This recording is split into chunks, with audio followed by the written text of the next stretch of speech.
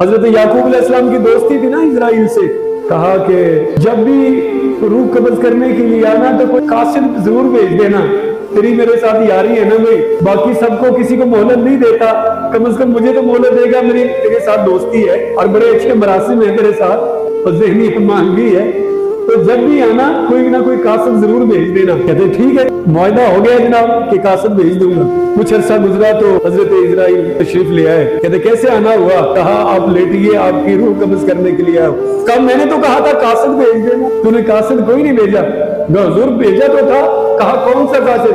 तो मैं हुजूर आपकी दाढ़ी में सफेद बाल नहीं आ गया था, ये मेरा कासिद नहीं तो और क्या। फरीदा सुतिया तेरी दाढ़ी आया बूर, अग्गा नेड़े आ गया तो पीछा रह गया दूर।